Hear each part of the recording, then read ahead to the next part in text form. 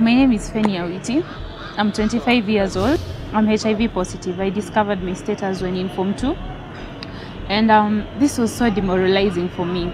I was heartbroken because the main purpose of me going for that test was to get soda and bread. And when I discovered my status, I didn't expect positive. I knew automatically it was negative. The pre-counseling and post-counseling is what demoralized me even more, because I remember the counselor just asked me, do you have a boyfriend? Pre-counseling. I said no. And then she went ahead and taught me how to interpret the results. So negative was single line, double line was positive. And after around 5 minutes, the results came back and I was positive. I was so traumatized. I was so stressed up. I remember the soda dropping down off my hands and the bread as well. And then the results would be written in a small piece of paper, positive. So then I went to my best friend and told her about my status. And she promised, at first she had to digest that, and I understood that from her. But then she promised she would be there for me. And she was, but only for 4 days. And then after that, the 5th day, I would go serving in school and everyone looks at me like, and the way she's so fat, the way she's so healthy, that's why she takes those drugs, that's why she's like that. I'm like, wow, okay. She went and told everyone about my status, and that was in Form 2 third term. I had to go through the worst stigma ever in school. So socially my mind was and academically I was off from school, and I had to move on. So I went to my counseling teacher. Again, I gave it another shot of open-mindedness.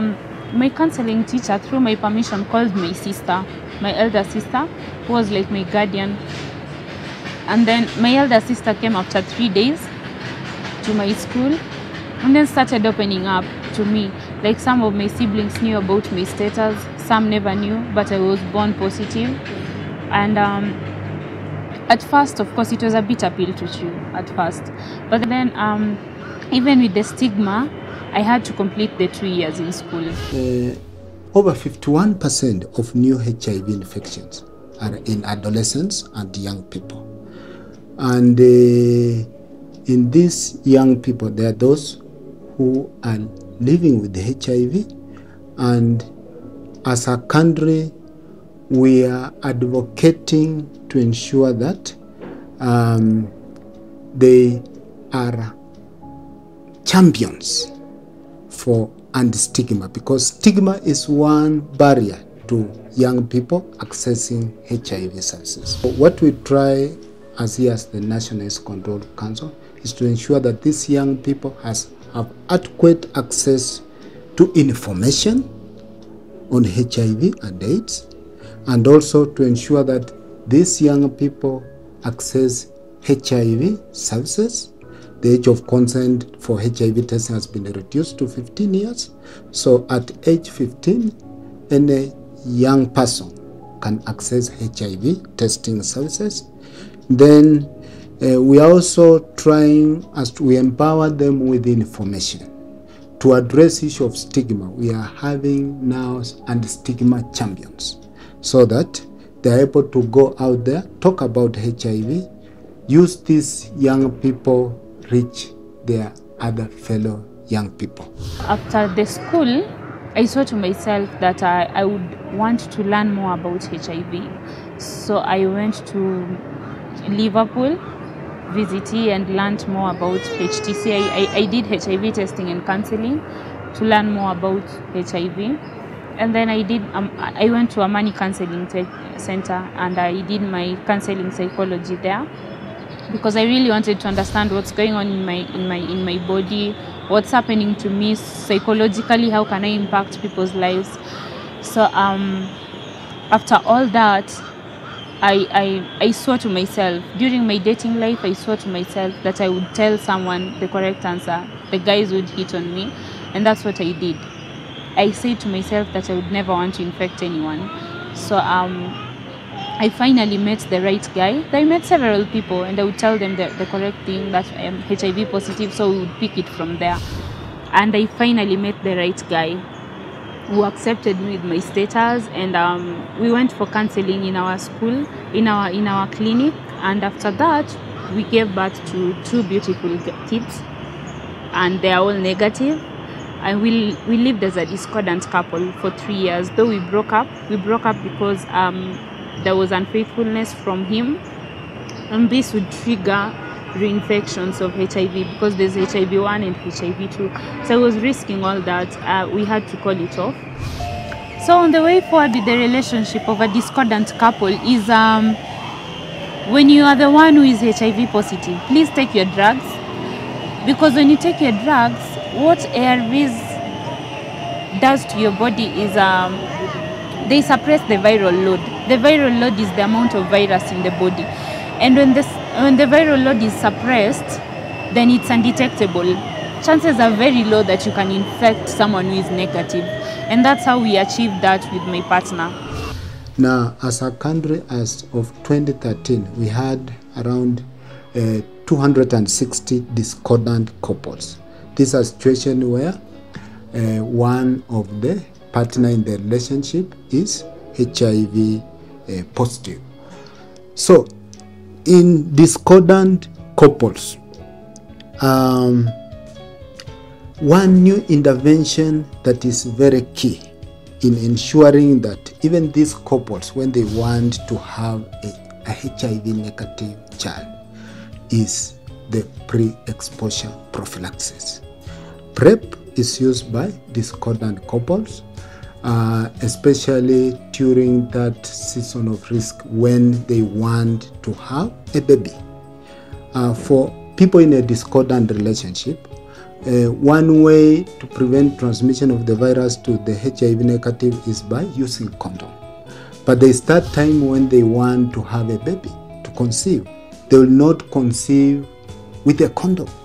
So during that time when they are having unprotected sex, as they try to conceive, they are put on PrEP, and the PrEP will help them conceive, prevent the HIV negative from acquiring HIV. And at the same time, they will be having unprotected sex, they will be able to conceive. At first, I was scared. Of course, it's normal to be scared on when you're a HIV positive mother, and you need to give birth to these negative babies. It's like a rocket science. We went for counseling in our clinic, and then we were advised on the way forward. When I was conceiving Emanuela, we were told that we would do syrup. There's a syrup called Septrin and nevirapine. These days I hear they've introduced lamivudine, zidovudine as syrup. Those are just types of ARVs, so that should not scare people away. So the syrup would be taken immediately after birth of the child. So that is within an hour after their birth. And that's what I did. I started them on syrup, on a nevirapine for 6 weeks. And then after that, I put them on a Septrin up to 18 months.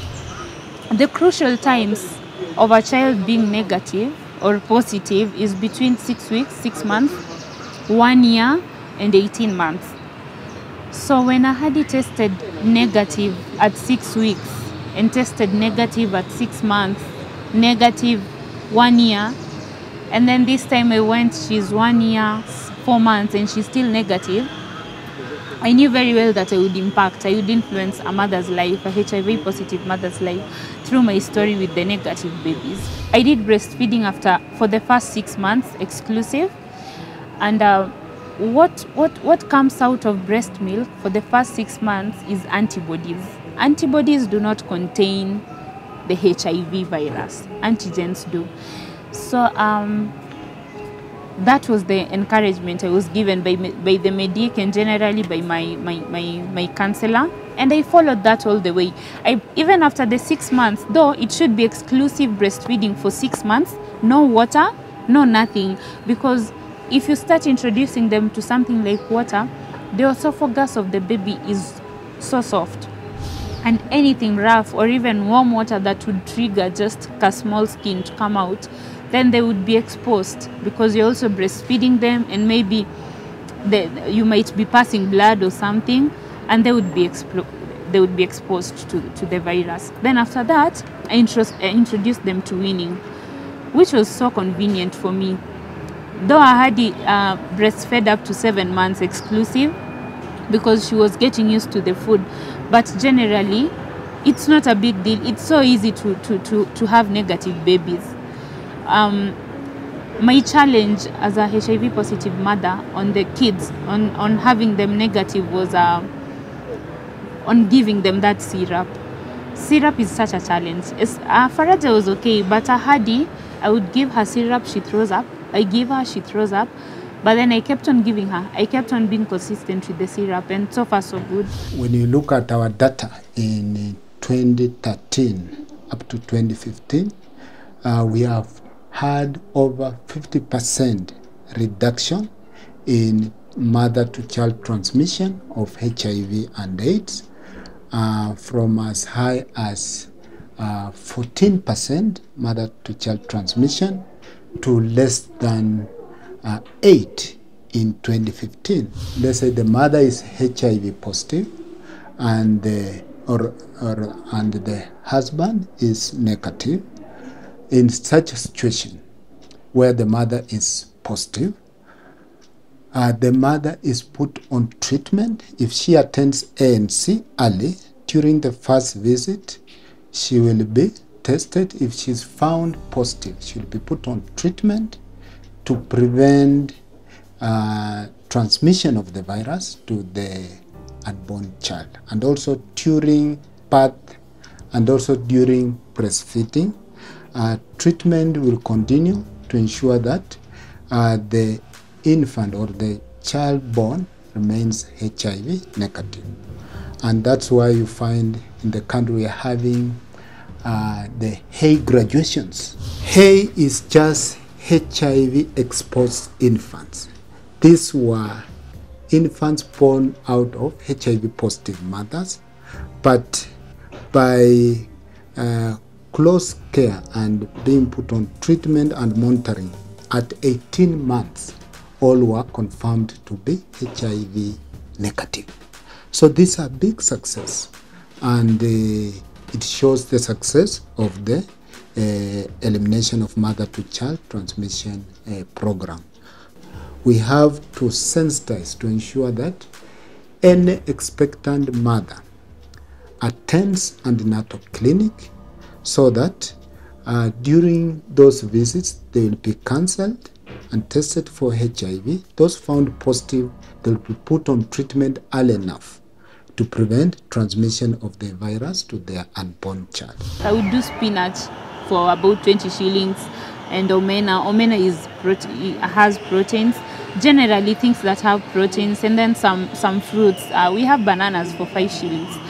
So generally healthy living is so easy and so simple that when I sit down and calculate per day how much I would do for a healthy living, it's about 200 bob, plus you can do sweet potatoes, you can do ndumas at 40 bob. We have superstitions, several of them, like kissing. Kissing cannot lead to contractions of HIV, and those are some of the things that lead to stigma. People should know that saliva does not have the HIV virus, it doesn't have HIV. So, and then again, something so unique is the sperms. The sperms do not contain the virus, but the semen does. So, but then generally, people should stay protected. I always advocate for the 3 C's. Consistent use of condom, because through it then we would have lesser infections and lesser new infections or zero infections. Our role as National AIDS Control Council in HIV prevention is to provide information, and this information will enable these young people make informed choices of their life. When they have adequate information about risk factors that will put them at risk of acquiring HIV. They have adequate information how to protect themselves from getting infected or getting reinfected. Then we know that we have an empowered generation that is able to face tomorrow. I started a campaign on stigma-free society through my social platform because I thought to myself, there's so much going on out there. Like it's so rare to find people coming out about their HIV status, and then this increases reinfections, new infections. So I thought through stigma, when we fight stigma, we are able to reduce the number of infections generally in Kenya and in the whole world. Yeah.